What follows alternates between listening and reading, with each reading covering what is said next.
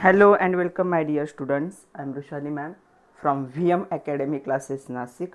हम देख रहे हैं महाराष्ट्र स्टेट बोर्ड का सिलेबस और उसमें हम देख रहे हैं अभी क्वेश्चन बैंक सॉल्यूशन. तो जो 12th साइंस के लिए महाराष्ट्र स्टेट बोर्ड ने क्वेश्चन बैंक प्रोवाइड किए उसका हम केमिस्ट्री के लिए chapter wise question bank solution देख रहे हैं. तो आज हमें देखना है question bank solution for the chapter number 6 chemical kinetics. एक थोड़ा सा डिफ़िकल्ट टॉपिक है हमारे सिलेबस का और बहुत कैलकुलेशन वाला पार्ट है. तो चलो स्टार्ट करते हैं. Question bank solution chapter number 6 chemical kinetics 12th chemistry with VM academy Nashik.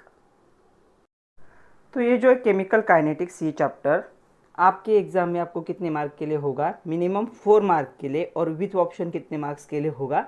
6 marks के लिए होगा. The first question is multiple choice question, 1 mark के लिए पूछे जाते हैं. तो पहला क्वेश्चन देखो क्या है यहाँ पे. The first order reaction is 50% completed in 69.3 minute. तो यहाँ पे टाइम दिया है 50% रिएक्शन कंप्लीट होने के लिए. फर्स्ट ऑर्डर रिएक्शन है, कितना टाइम दिया है? 69.3. मतलब इस रिएक्शन का हमें क्या पता है? टी हाफ पता है, कितना है? 69.3 minute. Okay. Time required for 90% completion of same reaction. हमें क्या करना है? 90% रिएक्शन कंप्लीट होने के लिए कितना टाइम लगेगा वो हमें बताना है. तो यहाँ पे कॉन्सेंट्रेशन ऑफ A0 कितना हो जाएगा? ये होगा 100%. तो 100 में से 90% का टाइम निकालना है. तो कॉन्सेंट्रेशन ऑफ A कितना हो जाएगा? A at time T at time 0A at time T is equal to 100 minus 90. ये कितना हो जाएगा? 10. ओके. तो इतने 10%. अभी हमें क्या करना है? हमें इसके लिए टाइम निकालना है. कितना टाइम होगा? तो टाइम का क्या फॉर्मूला है हमारे पास? टाइम के लिए फॉर्मूला है यहाँ पे K is equal to 2.303 T log to the base 10 of concentration of A is the reactant at time 0, concentration of reactant at time T. हमारे पास ये वैल्यू भी है, ये भी है. हमें K चाहिए, हमें T निकालना है. ओके. तो क्या पहले इससे हम K निकाल सकते हैं? यस, निकाल सकते हैं. क्या फॉर्मूला है? K is equal to 0.693 upon T half. तो हमें टी हाफ की वैल्यू पता है कितनी है? 0.693 अपॉन 69.3. 3। ये वैल्यू कितनी हो जाएगी 0.01, इसका यूनिट होता है पर मिनट। यहाँ पे पर मिनट, हमें टाइम मिनट में ही निकालना है इसलिए कन्वर्जन करने की ज़रूरत नहीं। तो हमें क्या है के मिला from the first half. Second half में हमें क्या करना है टी कैलकुलेट करना है। तो टी के लिए फॉर्मूला क्या हो जाएगा T is equal to 2.303 upon K log to the base 10 A0 means at the concentration initial concentration at time t। तो चलो सारे वैल्यू हम क्या करेंगे अभी पुट करेंगे और क्या करेंगे यहाँ पे कैलकुलेशन। तो मैं इस साइड कर रही हूँ अभी। तो क्या होगा t इज इक्वल टू 2.303, के की वैल्यू कितनी आई है 0.01 log to the base 10 of, यहाँ पे आएगा 100 क्योंकि 100 है वैल्यू, ये देखो यहाँ पे 100%, और यहाँ पे नीचे आएगा 10। तो इसके साथ ये कैंसिल हो जाएगा। तो क्या होगा देखो 2.303 0.01 log 10 टू द बेस 10 कितना आएगा ये 10 आएगा। तो log 10 की वैल्यू कितनी होती है log 10 की वैल्यू होती है 1। तो मैं यहाँ पे डायरेक्ट 1 पुट कर रही हूँ। ओके, और यहाँ पे देखो क्या करेंगे हम, इन दोनों को अगर सिंप्लीफाई करोगे तो आपको आंसर क्या मिलेगा 230.3 मिनट। एक्चुअली ये बड़ा न्यूमेरिकल है, 1 मार्क के लिए नहीं डालना चाहिए था। तो इसका आंसर होगा ए। तो फर्स्ट क्वेश्चन का करेक्ट ऑप्शन कौन सा है ए। क्या टाइम आ रहा है 230.3 मिनट। इसे क्या करो, दोनों को क्या करो, ये हो जाएगा 230.3 इंटू 10⁻⁻2 और नीचे हो जाएगा 1 इंटू 10⁻⁻2। ये दोनों कट जाएंगे तो कितना आएगा 230.3 minute. So the time required for completion of same reaction is 230.3 minute. अगर 90% कंप्लीशन, 50% के लिए कितना टाइम लग रहा था 69.3, 90% कंप्लीशन के लिए कितना लगेगा 230.3 मिनट। यहाँ पे देखो 230 भी दिया है, तो 230 आंसर नहीं है, कौन सा होगा 230.3। See the second question, time required for 100% completion of zero order reaction. तो आपको सिर्फ याद रखना है ये कि इसका आंसर है A/2। मैं आप लोगों को एक्सप्लेन करूंगी लेकिन इसका एक्सप्लेनेशन थोड़ा सा हार्ड है। तो जीरो ऑर्डर रिएक्शन 100% कंप्लीशन जब भी पूछा जाएगा तो इसका आंसर क्या होगा, आंसर होगा A/K। तो चलो कैसे वो देख लेते हैं। तो जीरो ऑर्डर रिएक्शन जो होते हैं, rate of reaction does not vary with the increase और decrease of concentration of reactant. तो जीरो ऑर्डर रिएक्शन में क्या होता है, आप चाहे कितना भी कॉन्सेंट्रेशन इंक्रीज या डिक्रीज करो रिएक्टेंट का, इसका रिएक्शन के रेट पे कोई इफेक्ट नहीं होता, ये याद रखना है आपको। ओके, तो जो रेट ऑफ रिएक्शन होगा it is always equal to the rate constant. तो क्या कर सकते हैं हम यहाँ पे जीरो ऑर्डर रिएक्शन के लिए क्या करेंगे, हम काइनेटिक इक्वेशन लिखेंगे x is equal to KT। इसे मैं फर्स्ट नंबर दे रही हूँ। ओके, यहाँ पे x क्या है, amount of reactant converted into product, k rate constant and t is the time required. तो यहाँ पे देखो, और यहाँ पे हमें टाइम रिक्वायर्ड कितने के लिए निकालना है 100% के लिए। तो मैं यहाँ पे T100 लिख रही हूँ। ओके, इनिशियली जो कॉन्सेंट्रेशन होगा रिएक्टेंट का वो कम्प्लीटली क्या होगा, प्रोडक्ट में कन्वर्ट होगा। क्यों, क्योंकि उन्होंने 100% कंप्लीशन कहा है। 100% कंप्लीशन कब होता है, जब पूरा रिएक्टेंट क्या हो जाएगा, प्रोडक्ट में कन्वर्ट हो जाएगा। तो इनिशियली जो कॉन्सेंट्रेशन होगा रिएक्टेंट का, इनिशियल कॉन्सेंट्रेशन को हम ऐसे लिखते हैं, ये क्या हो जाएगा, इसे हम A एज्यूम करेंगे। तो पूरा रिएक्टेंट प्रोडक्ट में कन्वर्ट हो रहा है, मतलब रिएक्टेंट का और प्रोडक्ट का कॉन्सेंट्रेशन क्या होगा, सेम होगा। ये रिएक्टेंट है और ये क्या है, प्रोडक्ट है, दोनों क्या हो जाएंगे, इक्वल होंगे। तो चलो हम क्या करेंगे, ये जो वैल्यू है इक्वेशन नंबर 1 में x की वैल्यू पुट करते क्या होगा, A is equal to K T100। तो यहाँ पे T time required for 100% completion is A/K। तो ऐसे आएगा। तो एक्सप्लेनेशन आपसे कोई नहीं पूछेगा, आप लोगों को आंसर पता होना चाहिए। तो आप याद रखो इसका आंसर क्या होगा, ऑप्शन ए A/K। नेक्स्ट क्वेश्चन देखो, रेट कांस्टेंट ऑफ रिएक्शन, तो रेट कांस्टेंट की वैल्यू दी है, तो के की वैल्यू यहाँ पे ये कितना है 3.6 इंटू 10⁻³ पर सेकंड, और हमें पूछा है ऑर्डर ऑफ रिएक्शन। तो यहाँ पे रेट कांस्टेंट का यूनिट जो पर सेकंड होता है, ये कब होता है पर सेकंड, जब ऑर्डर क्या होगी फर्स्ट ऑर्डर। तो आपको यूनिट पे अच्छे से क्या करना है, कॉन्सेंट्रेट करना है। तो यूनिट याद रखोगे तो आप लोगों को ऑर्डर लिखना इजी हो जाएगा। तो यहाँ पे इसका यूनिट क्या आ रहा है पर सेकंड है, तो इसकी ऑर्डर क्या होगी, इसकी ऑर्डर होगी फर्स्ट ऑर्डर रिएक्शन। ये फर्स्ट ऑर्डर रिएक्शन है, तो इसका आंसर क्या होगा, आंसर ए। तो ऑप्शन ए करेक्ट है। अगर जीरो ऑर्डर होता तो इसका यूनिट अलग होता, जीरो ऑर्डर का भी एक यहाँ पे न्यूमेरिकल है आगे, तब हम बात करेंगे।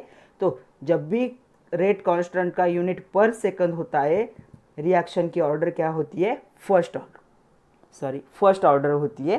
तो इसका क्या होगा, ऑप्शन ए करेक्ट होगा।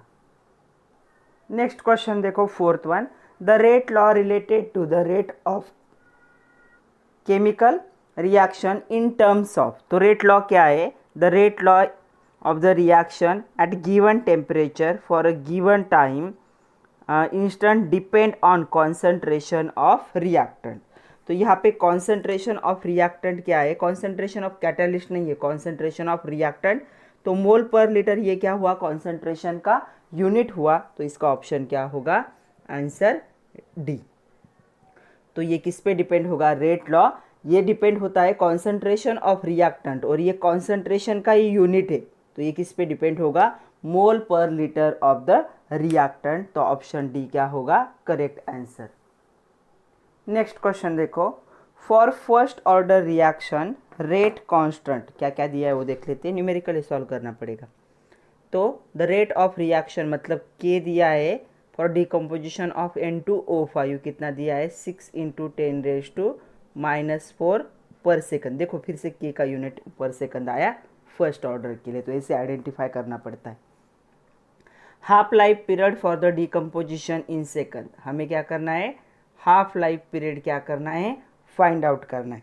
तो क्या क्या फॉर्मूला है हमारे पास फॉर्मूला है यहाँ पे T half is equal to 0.693 divide by K. तो चलो वैल्यू पुट करते, 0.693, के की वैल्यू कितनी है 6 इंटू 10⁻⁻4, क्या हो जाएगी ये वैल्यू, ये हो जाएगा 0.1155 इंटू 10⁻4, मतलब किसके इक्वल में आएगा ये 1155, और इसका यूनिट होगा सेकंड। तो देखो ये आंसर मिलेगा टी हाफ का।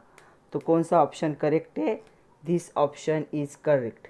आप लोगों को एक बात बता दूँ, ये जो क्वेश्चन है क्वेश्चन बैंक में इसका रॉन्ग आंसर दिया है। आई थिंक क्वेश्चन बैंक में उन्होंने डी कहा है, बट इसका करेक्ट आंसर क्या होगा, सी होगा, क्योंकि कैलकुलेशन करके हमें क्या मिल रहा है, सी मिल रहा है। So half life period required for that decomposition in second is 1155 second. तो नोट कर लो कि क्वेश्चन बैंक में इसका आंसर रॉन्ग है, एक्चुअल आंसर ये होना चाहिए। नेक्स्ट क्वेश्चन देखो, order of reaction for which rate constant, के का यूनिट क्या दिया है, देखो के का सिर्फ यूनिट दिया है क्या, मोल DM³ पर सेकंड। ये जो यूनिट होता है ये कौन से रेट ऑर्डर के लिए होता है, द यूनिट ऑफ दिस के is for the zero order reaction. तो जीरो ऑर्डर रिएक्शन के लिए होगा। तो फर्स्ट ऑर्डर के लिए क्या था, पर सेकंड था, जीरो ऑर्डर दोनों का याद रखो, फर्स्ट का और जीरो का। तो इसका आंसर क्या होगा, इसका आंसर होगा C, this unit of K is for the zero order reaction. तो इसका आंसर क्या होगा, सी होगा, जीरो ऑर्डर। नेक्स्ट क्वेश्चन देखो, the rate of catalysed reaction is large than the uncatalysed reaction. तो हमें ग्राफ भी पता है इसका, हमने ग्राफ भी देखा है, कैटालाइज्ड रिएक्शन, यहाँ पे रिएक्टेंट था सपोज, ये प्रोडक्ट में कन्वर्ट हो रहा है, तो ये क्या होगी अनकैटालाइज्ड रिएक्शन, और ये क्या होती है कैटालाइज्ड। तो प्रोडक्ट तो सेम ही बनेगा, रिएक्टेंट भी सेम होगा। तो देखो ये होती है energy of activation non catalyse के लिए, और ये होती है एनर्जी ऑफ एक्टिवेशन कैटालाइज के लिए। तो क्या होता है जब भी हम किसी रिएक्शन में कैटालिस्ट को यूज़ करते हैं तो यहाँ पे कैटालिस्ट क्या करता है, जो एनर्जी ऑफ एक्टिवेशन है इसे लो करता है ताकि प्रोडक्ट जल्दी मिले। तो एनर्जी ऑफ एक्टिवेशन में ज़्यादा टाइम उसका वेस्ट नहीं होता, तो इसीलिए रेट ऑफ कैटालाइज्ड रिएक्शन क्या होता है, लार्ज होता है अनकैटालाइज्ड रिएक्शन। देखो ये रिएक्शन फास्ट हो रही है, ये दूर के रास्ते से जा रहा है, ये नज़दीक के रास्ते से जा रहा है, तो ये रिएक्शन फास्ट होगी, ये रिएक्शन क्या होगी स्लो होगी। तो इसका आंसर क्या होगा बी होगा। जब भी हम कैटालिस्ट यूज़ करते हैं, कैटालिस्ट क्या करते हैं, ये मतलब एक्टिवेशन एनर्जी, तो एनर्जी ऑफ एक्टिवेशन को लोअर करते हैं ताकि प्रोडक्ट क्या हो सके हमें जल्दी मिल सके। तो जब भी क्या होगा एनर्जी ऑफ एक्टिवेशन लोअर होगा तब क्या होगा रिएक्शन का रेट लार्ज होता है या क्या होता है हायर होता है। तो आपको ये याद रखना है। तो इसका आंसर क्या होगा बी, कैटालिस्ट यूज़ करोगे एनर्जी ऑफ एक्टिवेशन को लोअर कर देगा और रिएक्शन के रेट को इंक्रीज करेगा। नेक्स्ट क्वेश्चन देखो, which of the following is unimolecular reaction. Uni मतलब सिंगल, मोलिक्यूल मतलब रिएक्टेंट। तो यहाँ पे देखो दो है, ये क्या हो गई, ये बायमोलिकुलर हो गई। ओके, यहाँ पे देखो दो रिएक्टेंट है, ये भी बायमोलिकुलर हो गई, यहाँ पे भी दो रिएक्टेंट है, ये भी बायमोलिकुलर हो गई। सिर्फ यहाँ पे एक रिएक्टेंट है, तो ये क्या हो जाएगी यूनिमोलिकुलर रिएक्शन। सो इसका कौन सा ऑप्शन करेक्ट होगा, ऑप्शन बी। क्यों ऑप्शन बी, क्योंकि एक ही रिएक्टेंट है, सिंगल रिएक्टेंट प्रेजेंट है। यहाँ पे भी आप लोगों को लगेगा सिंगल, लेकिन ये जो एच आई ये 2 मोल प्रेजेंट है, 2 मोल में, तो यूनिमोल नहीं कह सकते, ये क्या हो जाएगा बायमोल। यहाँ पे कोई भी कोएफिशिएंट नहीं, देखो 1, यहाँ पे 1 + 1 2, 1 + 1 2, तो ये तीनों example a c and d bimolecule है। सिर्फ कौन सा है, जो बी ऑप्शन है वो क्या है यूनिमोलिकुलर रिएक्शन का टाइप है। तो इसका आंसर क्या होगा, आंसर बी होगा। तो this reaction is the unimolecular, remaining सारे क्या होंगे बायमोलिकुलर है। लास्ट एमसीक्यू देखो, effect of catalyst in a reaction is to change the. Reaction में क्या कैटालिस्ट का रोल होता है, जनरली क्या होता है रिएक्शन में, जब रिएक्टेंट प्रोडक्ट में कन्वर्ट होता है तो क्या होता है ऐसे एक्टिवेशन एनर्जी को अचीव करके प्रोडक्ट में जाता है। ओके, जैसे आप कैटालिस्ट को ऐड करते हो तो कैटालिस्ट क्या करता है, आपका जो ये वेस्ट हो रहा है टाइम एक्टिवेशन एनर्जी में, इसे लोअर कर देता है और जल्दी से क्या कर लेता है प्रोडक्ट को अचीव कर लेता है। मतलब जब भी आप किसी भी केमिकल रिएक्शन में कैटालिस्ट ऐड करते हो तो ये कैटालिस्ट क्या चेंज करता है, एक्टिवेशन एनर्जी, जिसे ई से दिखाया जाता है। तो इसका आंसर क्या होगा, इसका आंसर होगा ऑप्शन ए, एक्टिवेशन एनर्जी। जो कैटालिस्ट का केमिकल रिएक्शन में यूज़ है वो क्या चेंज करने के लिए यूज़ है, एक्टिवेशन एनर्जी, ताकि उसका टाइम वेस्ट ना हो, जल्दी से रिएक्टेंट प्रोडक्ट में क्या हो जाए कन्वर्ट हो जाए। तो कैटालिस्ट क्या चेंज करेगा, एक्टिवेशन एनर्जी को चेंज करेगा। तो चलो अभी हमें देखने हैं very short answer question for 1 marks. पहला क्वेश्चन है, give 1 example of pseudo first order reaction. तो सीडो फर्स्ट ऑर्डर रिएक्शन क्या होते हैं, सीडो मतलब दिखाओ। तो कुछ ऐसे रिएक्शन होंगे जो एक्सपेक्ट करते हैं कि उनका हायर ऑर्डर होगा, बट उनका क्या होता है फर्स्ट ऑर्डर ऑफ काइनेटिक होता है। उन रिएक्शन को क्या कहा जाता है, उनको कहा जाता है सीडो फर्स्ट ऑर्डर रिएक्शन। मतलब हम एक्सपेक्ट कर रहे हैं कि इनका क्या होगा, ऑर्डर ऑफ काइनेटिक्स हायर होगा, दिखते वक्त भी दिखता है कि हायर होगा, बट इनका ऑर्डर कौन सा होता है, फर्स्ट ऑर्डर रिएक्शन होता है। तो इसका जो एग्जाम्पल है जो हमारे बुक में भी दिया है, वही एक एग्जाम्पल आपको क्या करना है, अच्छे से लर्न करना है। तो एग्जाम्पल क्या है, CH3 COO CH3 plus H2O, ये लिक्विड फॉर्म में, ये एक्वियस है, ये कन्वर्ट हो जाएगा CH3COOH एक्वियस फॉर्म में, और यहाँ पे CH3OH क्या होगा, एक्वियस फॉर्म होगा। तो ये जो रिएक्शन है इसके लिए अगर हम रेट लॉ अप्लाई करें तो क्या आएगा देखो। तो इसका रेट क्या होगा, rate is equal to K dash concentration of the reactant into concentration of H2O। तो क्या होगा यहाँ पे, ऐसे एक्सपेक्ट कर रहे थे हम कि ये क्या होगी, सेकंड ऑर्डर रिएक्शन होगी, बट ये क्या कर रही है, फर्स्ट ऑर्डर रिएक्शन को ओबे कर रही है। क्यों, यहाँ पे क्या होता है, निग्लिजिबल कंपेयर्ड होता है इनिशियल 1 और इट्स कॉन्सेंट्रेशन रिमेंस कांस्टेंट। तो ये जो ये इनिशियली लिया गया है जो H2O कांस्टेंट है, तो यहाँ पे H2O क्या होता है, H2O का कोई कॉन्सेंट्रेशन ही नहीं, क्योंकि ये कौन से फॉर्म में, लिक्विड फॉर्म में। तो H2O का जो होगा K वो क्या होगा, कांस्टेंट होगा। वाटर के लिए क्या होता है, कांस्टेंट होता है। तो इसके लिए ये रेट लॉ क्या हो जाएगा, इसका जो कांस्टेंट होगा हम इसे K डबल डैश कहते। तो ये रेट लॉ क्या हो जाएगा, रेट इज इक्वल टू क्या होगा, K dash into concentration of CH3COOCH3 और H2 के लिए हम क्या करेंगे, K डबल डैश। तो K dash into K double दोनों भी कांस्टेंट है। ओके, तो देखो क्या हो जाएगा, तो इन दोनों को हम क्या है, दोनों कांस्टेंट है, दोनों को एक ही यूज़ करते एक की। तो देखो यहाँ पे एक का ही कॉन्सेंट्रेशन आया, मतलब ये क्या हो गई, फर्स्ट ऑर्डर। दिखते वक्त सेकंड ऑर्डर की रिएक्शन दिख रही थी, बट एक्चुअल क्या है, फर्स्ट ऑर्डर। क्यों, क्योंकि H2O का क्या होता है, निग्लिजिबल होता है, इसलिए उसका रेट कांस्टेंट क्या होगा, कांस्टेंट होगा, उसका कोई कंट्रीब्यूशन नहीं होगा। तो उसे भी कांस्टेंट पकड़ेंगे, दोनों कांस्टेंट को एक साथ K लिख दिया, और सिर्फ कॉन्सेंट्रेशन ऑफ दिस रिएक्टेंट आएगा। तो ये कौन सा रिएक्शन दिखाती है, फर्स्ट ऑर्डर रिएक्शन, इसलिए इसको सीडो फर्स्ट ऑर्डर। दिखते वक्त सेकंड दिखेगी, बट एक्चुअल में कौन सा फॉलो करती है, फर्स्ट ऑर्डर फॉलो करती है। तो आपको एक्सप्लेनेशन नहीं लिखना है, आपको सिर्फ ये एग्जाम्पल लिखना है और ये रेट का लिखना है। सेकंड देखो क्या क्वेश्चन है, right order of the following reaction. तो देखो ट्वाइस ऑफ NH3, ये भी गैस फॉर्म में, ये भी गैस फॉर्म में, ये भी गैस फॉर्म में, तो इसका कौन सा ऑर्डर होगा, जीरो ऑर्डर रिएक्शन। तो सारे रिएक्टेंट प्रोडक्ट कौन से फॉर्म में, गैसेस फॉर्म में, तो इसका ऑर्डर क्या हो जाएगा, जीरो। आपको सिर्फ नाम लिखना है 1 मार्क के लिए। नेक्स्ट है identify the molecularity of the following reaction. तो ये जो यहाँ पे होगा, यहाँ पे सिर्फ ओनली 1 रिएक्टेंट यहाँ पे यूज़ हो रहा है। अगर कोएफिशिएंट हम लिखेंगे तो क्या होंगे इनके 1।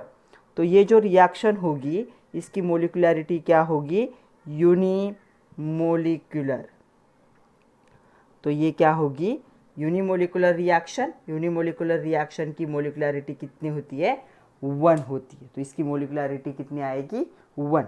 एक ही रिएक्टेंट इन्वॉल्व है रिएक्शन में, इसलिए यूनिमोलिकुलर रिएक्शन है, और यूनिमोलिकुलर रिएक्शन की मोलिकुलरिटी कितनी होती है, 1 होती है।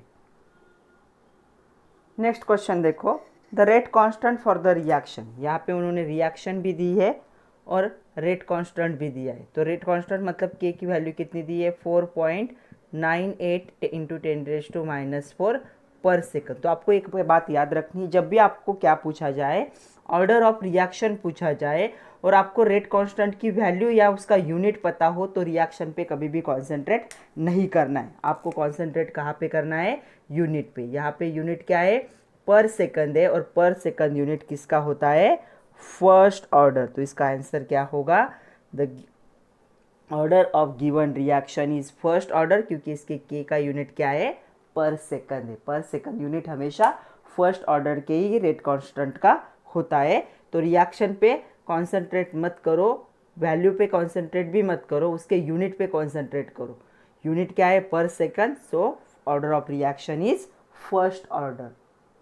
नेक्स्ट 2 क्वेश्चन देखो, question number 5, write a mathematical expression for integrated rate law for the 0th order reaction. तो क्या होगा, K K is rate constant, T is time. So Kt is equal to concentration of reactant at initial concentration of reactant minus final concentration of reactant. तो ये क्या होता है, ये mathematical expression है integrated rate law zero order का determine करने के लिए। क्या, initial concentration of reactant minus final concentration of reactant. Next आपको एक मार्क के लिए सिर्फ इतना ही लिखना है।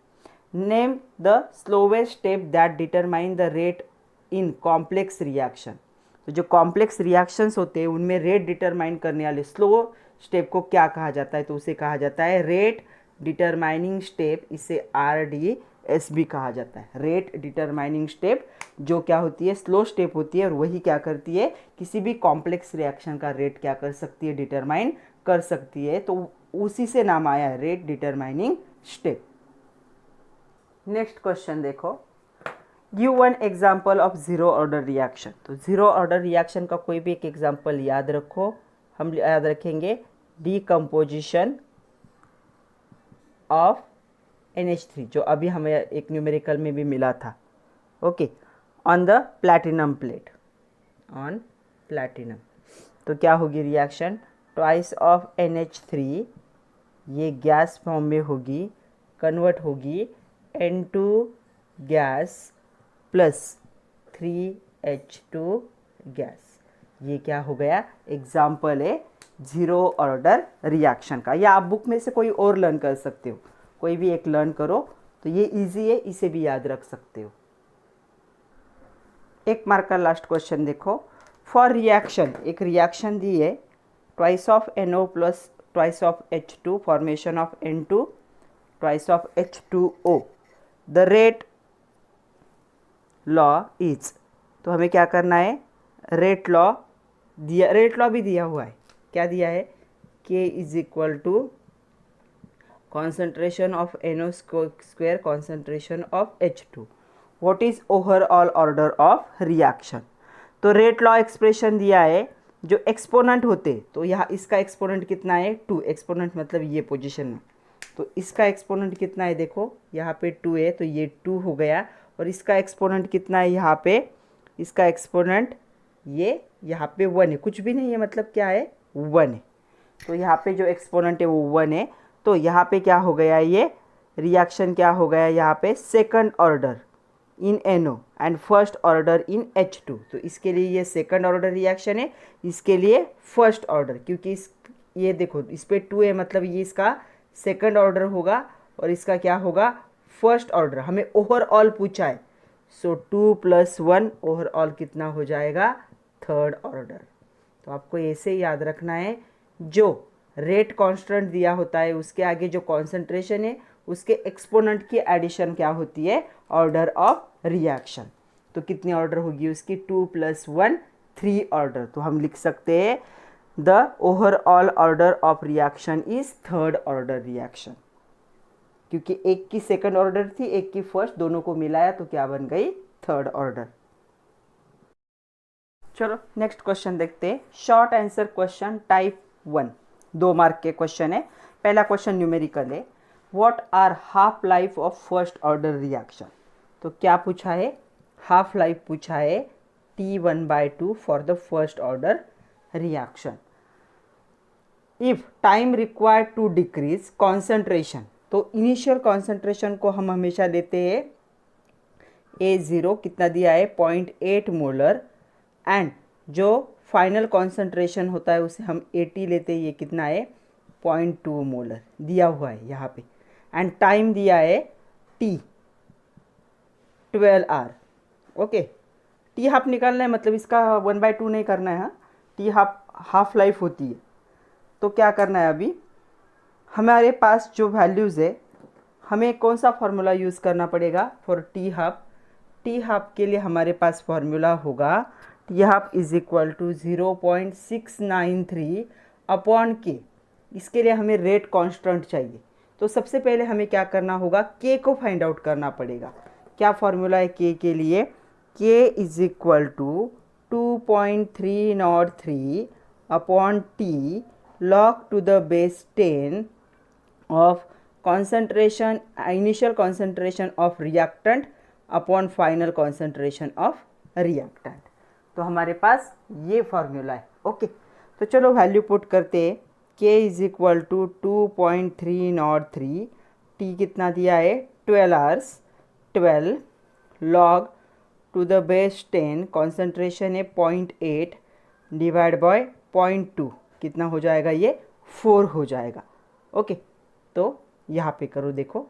सो K is equal to 2.303 divide by 12 into ये जो होगा 4, तो लॉग 10 लॉग कितना आएगा 4 का 0.602, और इसे हम जब सिंप्लीफाई करेंगे तो हमें K मिलेगा 0.1155 पर आवर्स, ये हमें K मिला।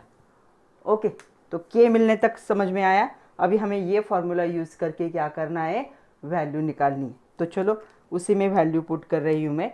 T हाफ निकालना है हमें, K की वैल्यू हमें मिली 0.1155, तो इसका जो आंसर होगा वो होगा 6R। ओके, ये कोइंसिडेंटली ऐसे हुआ है कि 12 आवर के हाफ आया है, लेकिन T हाफ डायरेक्ट टाइम को डिवाइड नहीं करते, तो यहाँ पे आएगा T half for the reaction is 6 hours. Okay, तो पहले हमने ये फाइंड आउट किया, और सेकंडली हमने क्या किया, फिर T को फाइंड आउट किया। तो आंसर होगा 6 आवर्स। तो क्या होगा, द हाफ लाइफ कितनी होगी फर्स्ट ऑर्डर रिएक्शन की, 6 आवर्स होगी, जब रिएक्टेंट 0.8 मोलर से 0.2 मोलर में कन्वर्ट होगा। सेकंड क्वेश्चन देखो क्या है, distinguish between order and molecularity. तो ऑर्डर और मोलिकुलरिटी में हमें क्या है, फ़र्क बताना है, डिफरेंस बताना है। तो पहला पॉइंट क्या होगा, जो ऑर्डर होती है ये एक्सपेरिमेंट से डिटरमाइन होती है, तो हम लिख सकते हैं it is experimentally determine property, और ये जो होती है ये क्या होगी, थ्योरेटिकल होगी। तो थ्योरेटिकल डिटरमाइन क्या होगा, ये एंटिटी होगी, और ये एक्सपेरिमेंट से मिलती है हमें। सेकंड पॉइंट हम लिख सकते हैं इन दोनों के बारे में, यहाँ पे फर्स्ट चाहिए था कि क्या होता है ऑर्डर। ये जो ऑर्डर होती है ये क्या होगी, इंटीजर भी हो सकती है, मतलब पूरा नंबर, फ्रैक्शन भी हो सकती है। ओके, पॉइंट में भी आ सकती है, या फिर ज़ीरो भी हो सकती है। तो ज़ीरो ऑर्डर रिएक्शन ऑलरेडी हम देख चुके, तो तीनों कंडीशन यहाँ पे पॉसिबल है। मोलिकुलरिटी हमेशा क्या होती है, इंटीजर ही होती है, एक नंबर ही होता है। ओके, तो ये दूसरा पॉइंट है। तीसरा पॉइंट क्या लिख सकते हो, 2 मार्क के लिए 2 पॉइंट सफिशिएंट है। तीसरा पॉइंट लिख सकते हो आप कि ये जो होती है ये कैसे डिटरमाइन की जाती है। ऑर्डर और मोलिकुलरिटी का डिफरेंस आपको यहीं पे समझ में आ जाएगा। अगर आपको कन्फ्यूजन है ऑर्डर क्या होती है और मोलिकुलरिटी क्या होती है, तो वो भी आपका यहाँ पे क्या होगा, कवर हो जाएगा। तो ऑर्डर क्या होती है, sum of power of concentration term of reactant. तो क्या की जाती है, सम की जाती है, जो पावर होगी किसकी, रिएक्टेंट टर्म की। रिएक्टेंट के जो टर्म होते हैं उनकी पावर की सम होती है। Okay, those appear in the rate equation. कहाँ पे आने चाहिए वो, रेट इक्वेशन में। जो रेट इक्वेशन में अपीयर होते हैं रिएक्टेंट, उनके पावर की जो सम होगी वो क्या होगी, ऑर्डर होगी।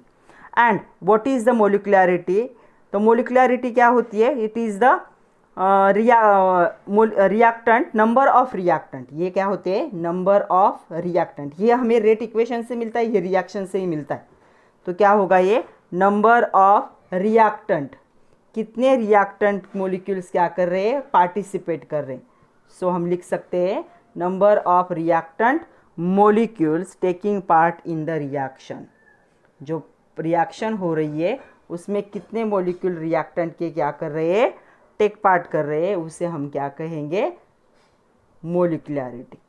तो मोलिकुलरिटी को अच्छे से समझ लो, और ऑर्डर को भी। ऑर्डर क्या होती है, जब आप रेट इक्वेशन लिखोगे, K is equal to concentration of this and concentration of this, ऐसे जब आप लिखोगे तो इनकी जो पावर होती है, पावर की जो एडिशन होगी वो होती है ऑर्डर। और मोलिकुलरिटी क्या होती है, अगर आप लिख रहे हो A + B formation of C + D, तो ये जो रिएक्शन में रिएक्टेंट है इनके जो नंबर ऑफ मोल्स होते हैं इनकी एडिशन क्या होती है, मोलिकुलरिटी होती है। तो ये दोनों के बीच का डिफरेंस। नेक्स्ट देखो क्वेश्चन, न्यूमेरिकल है ये भी। फॉर अ रिएक्शन दी हुई है, twice of NOBr, twice of NO2 plus Br2, the rate law is, तो रेट लॉ भी दिया है, क्या दिया है, rate is equal to K into NOBr square. Okay, the rate of reaction is, rate of reaction दिया है मतलब क्या दिया है, ये रेट दिया है, तो रेट कांस्टेंट नहीं है, रेट ऑफ रिएक्शन है। रेट ऑफ रिएक्शन कितना है, 6.5 इंटू 10⁻⁻6 मोल पर लीटर पर सेकंड।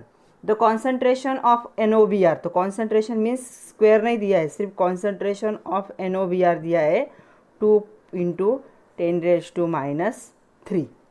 तो हमारे पास ये फार्मूला है, क्या फाइंड आउट करना है, rate constant K find out करना है। मतलब फार्मूला भी उन्होंने दिया है, वैल्यू दिया है, सिर्फ वैल्यू पुट करो और कैलकुलेट करो। K इज इक्वल टू क्या हो जाएगा, rate upon NOBr square. Okay, तो चलो वैल्यू पुट करते हैं। रेट की वैल्यू क्या है, 6.5 इंटू 10⁻⁻6, क्या है ये, मोल पर लीटर पर सेकंड। मैं यहाँ पे यूनिट इसलिए लिख रही हूँ क्योंकि आपको यूनिट भी लिखना है आंसर का। NOBr का कॉन्सेंट्रेशन क्या दिया है यहाँ पे वो दिया है 2 इंटू 10⁻³ मोल पर लीटर। ओके, तो देखो क्या होगा, अभी मैं इसे निकाल देती हूँ, यहाँ पे देखते हैं हम आगे का पार्ट। तो क्या होगा ये 6.5 इंटू 10⁻⁻6 डिवाइड बाय 4 इंटू 10⁻⁻6, इसका स्क्वायर कर लो, ये स्क्वायर लिखा रह गया, स्क्वायर कर लो। ओके, ये हुआ, मोल पर लीटर पर सेकंड था, नीचे मोल स्क्वायर पर लीटर स्क्वायर हो जाएगा, तो ये ऊपर का मोल लीटर क्या हो जाएगा, कैंसिल होगा। ओके, तो इसका क्या आएगा आंसर, अभी देखो, अगर इसे हम सिंप्लीफाई करेंगे तो ये होगा 6.5 डिवाइड बाय 4, तो इसका आंसर होगा 1.625 पर मोल लीटर पर सेकंड। तो ये होगी वैल्यू ऑफ K, तो K की वैल्यू आएगी दिस वन। तो जो रेट कांस्टेंट होगा गिवन रिएक्शन के लिए वो क्या होगा, 1.625 पर मोल लीटर पर second. C the next question, right 4 की points about order of reaction. Order of reaction के हमें 4 की पॉइंट बताने, तो क्या की पॉइंट होंगे, सबसे पहले order of chemical reaction is experimentally determine entity, experiment से क्या होती है, डिटरमाइन होती है। दूसरा पॉइंट होगा the order can be integer हो सकती है या फिर फ्रैक्शनल भी हो सकती है। उसके बाद the order of reaction can be zero, हमने ज़ीरो ऑर्डर रिएक्शन भी देखे। ओके, उसके बाद क्या हो सकता है, only few reactions of third order are known, third order के बहुत कम रिएक्शन पता है। ओके, और थर्ड ऑर्डर से फोर्थ फिफ्थ सिक्स ऑर्डर वाले जो हायर ऑर्डर के होंगे वो भी क्या होंगे, दे आर स्कैंडी होंगे। स्कैंटी मतलब फ्यू होते, बहुत कम अमाउंट में होंगे। 3 से ज़्यादा ऑर्डर वाले हायर ऑर्डर के रिएक्शन भी बहुत कम होते हैं। तो ये 4 की पॉइंट है। एक्सपेरिमेंटली डिटरमाइन क्वांटिटी है, इंटीजर हो सकती है, फ्रैक्शनल हो सकती है, कभी कभी रिएक्शन की ऑर्डर 0 भी हो सकती है, और थर्ड ऑर्डर के बहुत कम एग्जाम्पल पता है, और थर्ड से जो ज़्यादा ऑर्डर है उनके भी बहुत कम एग्जाम्पल पता है। See the next question, explain pseudo first order reaction with suitable example. Pseudo मतलब दिखाओ, मतलब जो क्या है, ऐसे नहीं है लेकिन ऐसा दिख रहा है, तो क्या है, देखने से क्या लगेगा, कुछ ऐसे रिएक्शंस होते हैं, certain reactions which are expected higher order, third order हो सकती है, सेकंड ऑर्डर हो सकती है, ऐसे लग रहा है, बट उनका कौन सा ऑर्डर होता है, फर्स्ट ऑर्डर। उनको क्या कहा जाता है, सीडो फर्स्ट ऑर्डर रिएक्शन। तो कैसे डिफाइन करोगे, certain reactions which are expected to be the higher order follow the first order kinetics, such reactions are known as the pseudo first order reaction. तो चलो सीडो फर्स्ट ऑर्डर हमें क्या करना है, example के साथ एक्सप्लेन करना है। ऑलरेडी हम एग्जाम्पल देख चुके हैं, एक बार फिर से देखते, वही एग्जाम्पल हम देखेंगे ताकि हमारा लर्न हो जाए। तो हमारे पास है CH3COCH3, ये कौन से कंडीशन में, एक्वियस कंडीशन में। इसमें जब वाटर ऐड करोगे लिक्विड फॉर्म वाला तो हमें क्या मिलेगा, CH3COOH एसिटिक एसिड, ये होगा एक्वियस, प्लस CH3OH, ये क्या है, ये मिथेनॉल है, ये भी होगा एक्वियस। तो ये रिएक्शन देखते वक्त ऐसे लगता है कि ये क्या होगी, सेकंड ऑर्डर रिएक्शन होगी।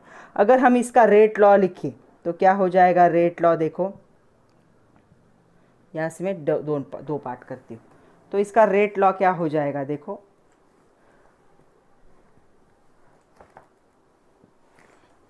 तो रेट लॉ क्या होगा, K is equal to rate law is equal to K dash, हम लिखेंगे कॉन्सेंट्रेशन ऑफ रिएक्टेंट, तो यहाँ पे क्या है, CH3 into concentration of H2O। Okay, concentration of both reactant होता है रेट लॉ। बट यहाँ पे क्या होगा, ये जो रिएक्शन है, ये रिएक्शन ऐसे एक्सपेक्ट कर रही थी कि ये सेकंड ऑर्डर की होगी, बट ये क्या कर रही है, फर्स्ट ऑर्डर ओबे कर रही। क्यों, क्योंकि यहाँ पे जो वाटर है वो सॉल्वेंट है और ये क्या है, लार्ज एक्सेस में क्या होता है, प्रेजेंट होता है। इसका जो कॉन्सेंट्रेशन होगा वो बहुत ही निग्लिजिबल होता है। मतलब इसे क्या किया जाएगा, जो हम अगर कंपेयर करेंगे इनिशियल कॉन्सेंट्रेशन ऑफ रिएक्टेंट से, तो ये जो वाटर है ये सॉल्वेंट होने की वजह से इसका कॉन्सेंट्रेशन बहुत ही ज़्यादा निग्लिजिबल होगा। मतलब हम उसे क्या है, थोड़ा सा इग्नोर कर सकते हैं, ऐसे होगा। इसलिए कॉन्सेंट्रेशन ऑफ H2O ये क्या है, कांस्टेंट है ओवरऑल रिएक्शन, क्योंकि वो सॉल्वेंट है। ओके, तो इसका अगर हमने K डबल डैश एज्यूम किया कांस्टेंट है इसलिए, तो रेट लॉ क्या हो जाएगा यहाँ पे, तो रेट लॉ होगा, वैल्यू पुट करते हैं उसकी, K dash into K double dash into CH3COOCH3। तो यहाँ पे K डैश और K को दोनों भी कांस्टेंट है, तो दोनों को मैं कैपिटल A के साथ लिख रही हूँ। तो CH3COOCH3। तो क्या होता है ऑर्डर, ऑर्डर किसे कहा जाता है, ऑर्डर हम कहते हैं sum of the power of concentration term. तो यहाँ पे कॉन्सेंट्रेशन टर्म क्या है, एक ही है, इसका पावर कितना है, 1 है, तो इसकी ऑर्डर कौन सी हो जाएगी, फर्स्ट ऑर्डर हो जाएगी। एक्चुअल होना चाहिए था सेकंड ऑर्डर, बट कौन सा ओबे कर रहा है, फर्स्ट ऑर्डर ओबे कर रहा है। अच्छे से समझ लो, यहाँ पे ये रिएक्शन थी, हमने रेट लॉ लिखा। रेट लॉ में हम क्या लिखते, always the concentration of reactant term, तो मैंने लिखा concentration constant into concentration of reactant term. But यहाँ पे H2O सॉल्वेंट है और ये ज़्यादा क्वांटिटी में प्रेजेंट होता है एज कंपेयर टू रिएक्टेंट, इसका कॉन्सेंट्रेशन बहुत ही निग्लिजिबल होगा, इसलिए उसे कांस्टेंट एज्यूम करेंगे। तो कांस्टेंट की जगह पे K double dash word use करेंगे उसके लिए। तो रेट लॉ फिर से आ जाएगा, K डैश वैसे ही रहा, वाटर हो गया K डबल डैश, एंड ये कॉन्सेंट्रेशन टर्म वैसी ही रही। इन दोनों भी कांस्टेंट है, दोनों कांस्टेंट को एक साथ मैंने K कर दिया। तो रेट लॉ क्या हो गया, rate law is equal to K into concentration of CH3COOCH3। और ऑर्डर होती क्या है, ऑर्डर होती है जब आप रेट लॉ लिखोगे, रेट का इक्वेशन लिखोगे, जो कॉन्सेंट्रेशन के टर्म होते हैं उनकी जो पावर होती है, पावर की एडिशन को ऑर्डर कहते हैं। तो यहाँ पे एक ही टर्म है, उसकी पावर 1 है, तो इसका ऑर्डर कौन सा हो जाएगा, फर्स्ट ऑर्डर रिएक्शन। इसे हम कहेंगे pseudo first order reaction. See the next question, define order of reaction with suitable examples. तो अभी एग्जाम्पल्स कहा है, मतलब क्या करना होगा आपको, 2 एग्जाम्पल तो भी देने पड़ेंगे। तो कोई एक फर्स्ट ऑर्डर एक सेकंड ऑर्डर का एग्जाम्पल दे सकते हो। तो क्या होता है ऑर्डर ऑफ रिएक्शन, सबसे पहले the order of chemical reaction is given the sum of power of concentration term. तो आपको याद रखना है sum of power of concentration terms in rate law expression। जो रेट लॉ का एक्सप्रेशन लिखोगे उसमें जो होता है sum of power of the concentration term, ये क्या होता है, ऑर्डर ऑफ रिएक्शन। तो ऑर्डर ऑफ रिएक्शन हम रेट लॉ के एक्सप्रेशन से लिखते हैं और मोलिकुलरिटी को हम केमिकल रिएक्शन से लिखते हैं। दोनों में डिफरेंस है, दोनों को समझ लो अच्छे से, क्योंकि दोनों में बहुत कन्फ्यूजन होता है। तो ऑर्डर ऑफ रिएक्शन जब आप लिखोगे के इंटू दिस एंड दिस, इनके जो ऊपर पावर होती है उसकी एडिशन क्या होती है, ऑर्डर। ओके, तो चलो ऑर्डर कैसे आती है वो देखते हैं। सपोज हमारे पास एक एग्जांपल है, एक रिएक्शन है, a of a react with b of b and formation of c d of d. तो ये रिएक्टेंट हो गए, ये क्या हो गए, प्रोडक्ट हो गए। अगर हम इसके लिए रेट एक्सप्रेशन लिखे तो क्या होगा, रेट इज इक्वल टू के, तो कांस्टेंट है, कॉन्सेंट्रेशन ऑफ रिएक्टेंट ए, उसका जो कोएफिशिएंट होगा वो क्या होगा, उसके रेस टू चला जाएगा। कॉन्सेंट्रेशन ऑफ रिएक्टेंट बी, उसका जो कोएफिशिएंट होगा वो उसके ऊपर चला जाएगा। ओके, तो ये जो कोएफिशिएंट ए एंड बी है, इसे अगर हमने एक्स और वाई नाम दे दिया, सपोज उनके पावर मैंने एक्स एंड वाई लिखे, तो इस रिएक्शन की ऑर्डर क्या होगी, order is equal to x plus y, the power of concentration terms in the rate law equation. तो रेट लॉ इक्वेशन में जो कॉन्सेंट्रेशन टर्म थे, बॉक्स वाले कॉन्सेंट्रेशन टर्म होते हैं, इनके ऊपर जो पावर होगी उसकी एडिशन क्या होती है, ऑर्डर। तो इस रिएक्शन की ऑर्डर क्या हो जाएगी, x plus Y.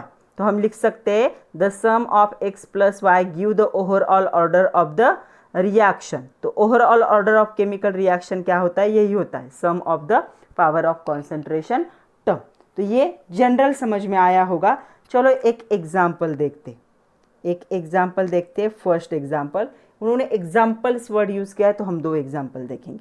Twice of H2O, ये गैस फॉर्म में, सॉरी H2O2 लेते हैं, H2O2 ये गैस फॉर्म में और ये फॉर्म कर रहा है ट्वाइस ऑफ H2O लिक्विड। यहाँ पे प्रोडक्ट से कोई लेना देना नहीं है, सारा खेल किसका है, रिएक्टेंट का है। तो क्या हो जाएगा, रेट लॉ यहाँ पे हो जाएगा इज इक्वल टू के इंटू कॉन्सेंट्रेशन ऑफ H2O2। तो यहाँ पे क्या होगा, इसके सर पे इसका रेस टू क्या होगा, 1 ही होगा, क्योंकि यहाँ पे हम x इज इक्वल टू 2 कब यूज़ करते हैं, इसके लिए कंडीशन थे, आप लोगों को याद होंगी। x and y is equal to 1 कब होता है, ये क्या इंडिकेट करता है, reactants dependent linear concentration of A and B, दोनों के कॉन्सेंट्रेशन पे जब प्रोडक्ट डिपेंड होगा तब। तो यहाँ पे दोनों के कॉन्सेंट्रेशन पे डिपेंड है, इसलिए x और y की वैल्यू क्या होगी, 1।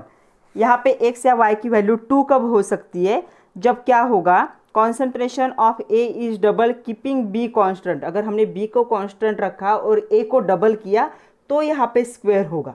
तो यहाँ पे ए बी ऐसी कंडीशन ही नहीं, यहाँ सिर्फ ए ही है, इसलिए ये क्या होगा, यहाँ पे 1 होगा।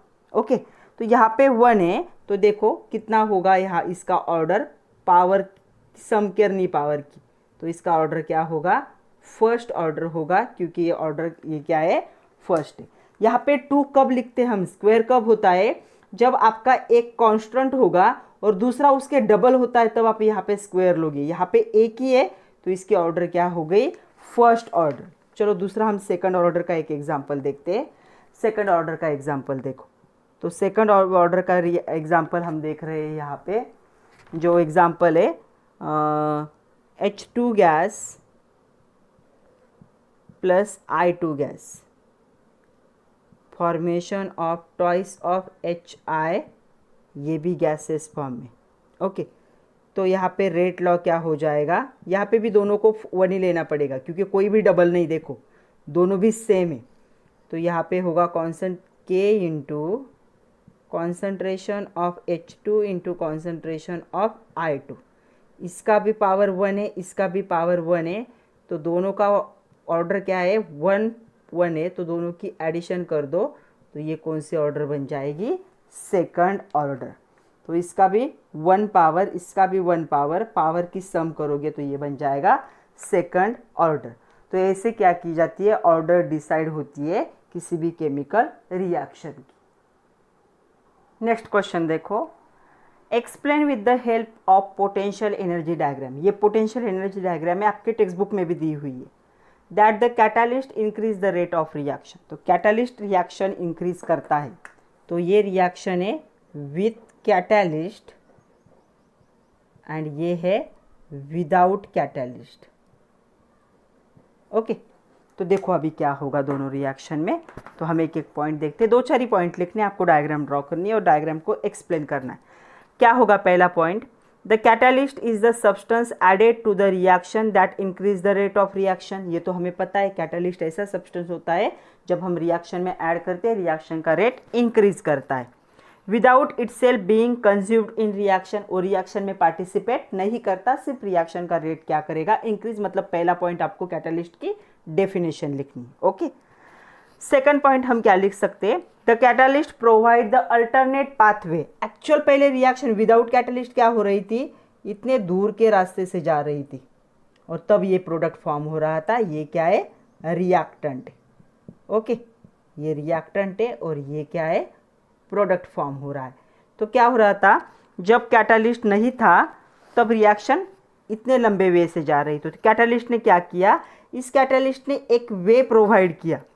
Catalyst provide the alternate way associate with lower activation energy. ये जो एक्टिवेशन एनर्जी है यहाँ पे, दोनों की एक्टिवेशन एनर्जी देखो, विदाउट कैटलिस्ट एक्टिवेशन एनर्जी ज़्यादा है, विथ कैटलिस्ट एक्टिवेशन एनर्जी कम है। तो उसने जो एक्टिवेशन एनर्जी बनाने में जो टाइम स्पेंड हो रहा था उसे ही कम कर दिया, तो रिएक्शन का रेट क्या हो गया, फास्ट हो गया। तो हम लिख सकते हैं a catalyst provide alternative pathway associated with lower activation energy. उसने नज़दीक वाला पाथ दिया प्रोडक्ट फॉर्म करने के लिए, कैसे, एक्टिवेशन एनर्जी को कम करके। Potential energy diagram compare with the potential barrier for catalysed and uncatalysed reaction. तो देखो ये कैटालाइज्ड है, ये अनकैटालाइज्ड रिएक्शन है। तो यहाँ से हमें पता चलता है कि ये क्या कर रहा है, नज़दीक का पाथवे दे रहा है टू फॉर्म द प्रोडक्ट।